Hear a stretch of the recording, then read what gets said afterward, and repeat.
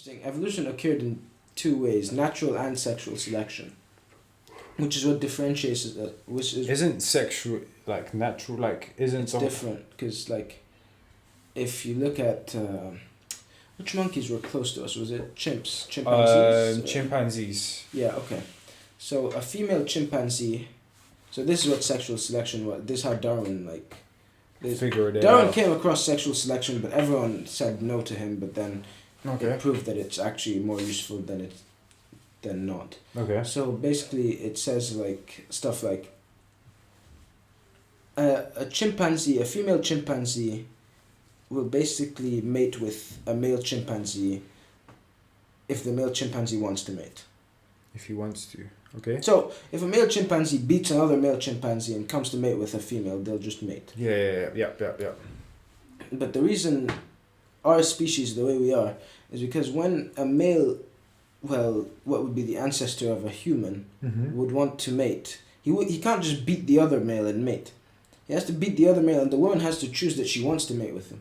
Oh, okay. That was the difference between Okay. us and chimpanzees. Okay. Like when we broke away from our common ancestor. Yeah. So as a result of that, our genetic pool kept becoming fitter and fitter, because at one point the males would start promoting the fittest male because it would be more useful to them if the fittest male mates for the survival of their tribe. Okay. And so as a result of that, we kept becoming fitter and fitter genetically. We kept becoming smarter and smarter, and we are where we are now. And it still happens. Like, the reason people are attracted to competence, people are attracted to successful people, is because you assume that this successful person has traits that will be conducive to a stronger genetic pool, which will lead to survival of the human race, for example. You know? Because someone that's successful, like, usually has traits like intelligence and, well, generally it's intelligence now. It used to be strength before, like, loads of time ago. Yeah, it was like, primarily strength. Before we split from our common ancestor, even just after we split, probably it was like strength and dominance, but now it's intelligence is our new strength. Yeah. Because this is the way we survive. Yeah. Intelligence leads us to make devices. Intelligence allows us to have engineers and scientists and literally education as a whole. Like, yeah. So, 200,000 years ago, Homo sapiens evolved in East Africa, right? okay. And only 70,000 years ago, the cognitive revolution began. So that was us thinking, like basically valuing intelligence and like it giving birth and actually us thinking. So yeah, that's some stats to add to that. Very interesting how basically us humans, Homo sapiens, not monkeys, this us actually the same people that we were genetically structured were just another animal in the food chain. Yeah. Bang in the middle. Until we didn't. Until we stopped. Until we started, until the cognitive revolution occurred, and there's many theories why. There's the DMT, there's the DMT theory that they got their hands on like psychedelic drugs. And there's many others, which I cannot fully say. And the reason we're intelligent is so beyond me. I don't know. Like, I would have to read about it a lot before finding out why we are how we are. That is the perfect book. Homo sapiens. Yeah. But I mean, also like. It explains it from not just from a biological standpoint. It explains a lot of like even like politics, for example. Like think about it. Monkeys have a hierarchical system. Like there is always like in gorillas there is the chief gorilla, and his main purpose is that in the I think it's a herd. I'm not sure the word for it. In the tribe of monkeys, never exceeds 150, usually around the 50s, 40s. Yeah, we have that number too for humans. Yeah. The Dunbar. We were looking at this yesterday. Exactly. Dunbar's number, like you can only keep 150 people in your head at once, like properly. So monkeys, 150 people or something like that. Exactly. So like,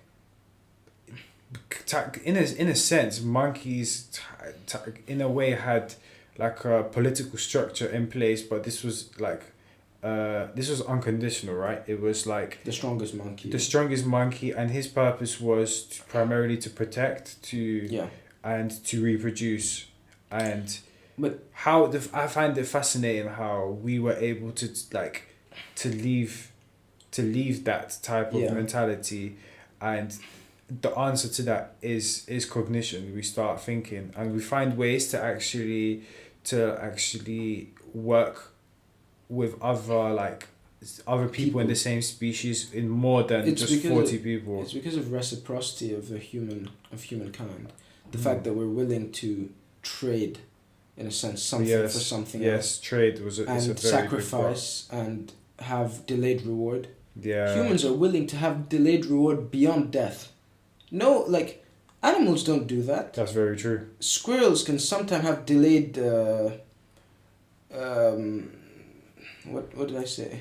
Delayed rewards. Yeah, squirrels can have delayed rewards, but not till after they die, because they don't know that they're gonna die. Yeah, they would like squirrels don't know they're gonna die. Yeah. Ever. Every day is like a. It's just the way. It's a reboot. Yeah. Right. I'm just gonna get some food. Yeah, it's food and sleep, and maybe I'll hide this acorn. Yeah, I think bears are like as good as it gets. They hibernate. Yeah, because they hibernate and then they eat later. Yeah. I mean, but the thing is, we know as humans, we have an expiry date. We know we're gonna die, which is why maybe the only certainty. Which is why we probably have all this stuff, like, which is why we really religion is so prevalent to this day, and it's going to keep being prevalent as long as we're gonna keep dying. You know. Neuralink. Maybe Neuralink would be a cool transition into finding out what's up, like. Yeah, if Neuralink pops off. It'll be extremely interesting. It'll be interesting. It'll be so interesting to see what happens to stuff like consciousness. Yeah. See whether that. Do you know?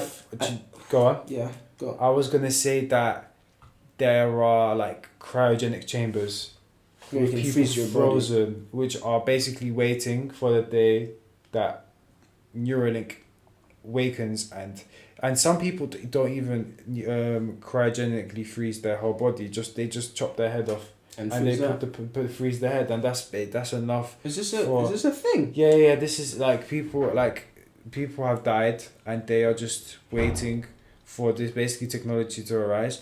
And I'm thinking, fuck, like. I think I'd do that. I can see myself doing that. Like, if we don't make it, fuck, maybe we'll make it in 200 years time when Elon Musk's son, so like. Close. It's so close. Shit, though. It feels so close to happening. It is very close. I mean, a lot of people will think about death differently in our generation. Yeah. You know? So.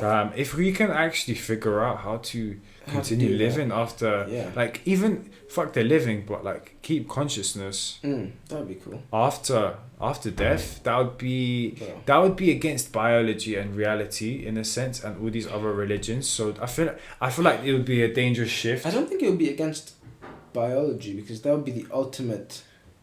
The ultimate survival move would be able to survive beyond your biological body. It kind of cuts the chain. Yeah, do you see you're what not I'm a saying? biological being anymore. You're not a biological being anymore. You're not decomposing. You're not basically adding to the nutrients of the soil anymore. You are like technically staying for forever. Being. Yeah. Ooh. Imagine becoming a technological being instead of biological being. Oh, I don't know. That's I don't crazy. know. I don't know if that's cool or not, but I'm definitely on board. I'm definitely. For on me, board. I'm a bit skeptical. I can't lie, because I feel like what gives our life so much value is death. Is death, and what like I wouldn't call I would like as soon as we figure out how to basically live forever.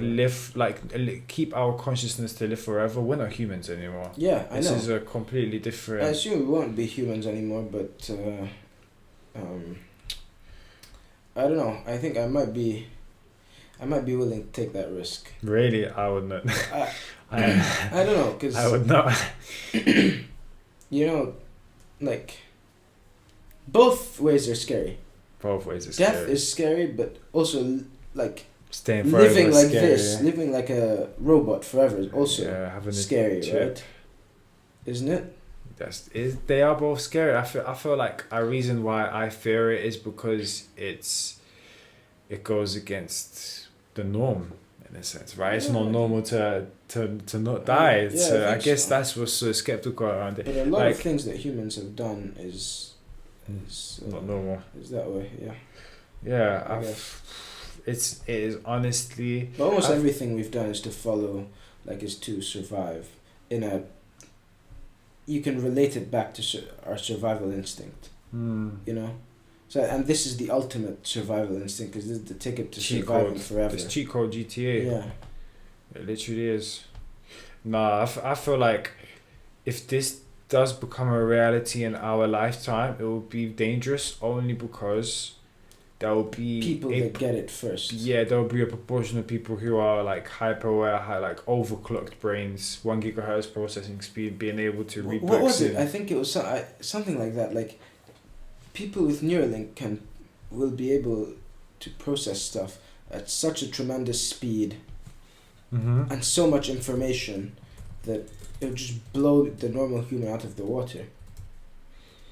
Let me search this up. Neuralink. And we don't even know how intelligent we can get with Neuralink. Like, an integrated brain machine interface platform, blah blah blah blah blah. Are you finding anything about it? Brain hacking is exceptionally hard, no matter what Elon Musk says. Oh, this is Neuralink themselves. This is some article. Unique brains. Neuroscientists have in fact been listening to brain cells in awake animals since the 1950s. Some researchers hope that AI can sidestep these problems in the same way it has helped computers to understand speech. I'd have to thoroughly read this.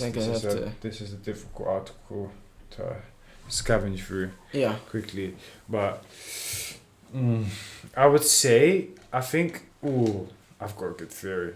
What is it? I feel like when Elon does go to Mars, which will happen in our lifetime 100%. I hope it does. In our lifetime 100%, he'll get to Mars, and he does start to basically evolve like humanity on Mars. Okay. He should that's where Neuralink should pop off. It's like that would be so good. Because we'd be on a new planet, we can have a new beginning. Yeah. It's like you're going to Mars, but you have to when you jump on that plane, you have that chip already installed. And in case anything happens. Yeah, and do you know what would be even cooler? It's those people who are which have disabilities, they don't have legs or arms. You can just add like a prosthetic arm, add a chip into him, bruv, take him to Mars, and he's living the life because. Yeah, but that was the first thing Musk wanted to tackle with Neuralink. Yeah, he said he doesn't. At the start, he's not gonna start by overclocking brains. He's gonna start by trying to fix people with spinal problems, stuff like spinal problems. Yeah, because stuff like brain structural problems, central nervous system. Yeah, that type of stuff. That's very good. Yeah, I like the initiative. Yeah. I like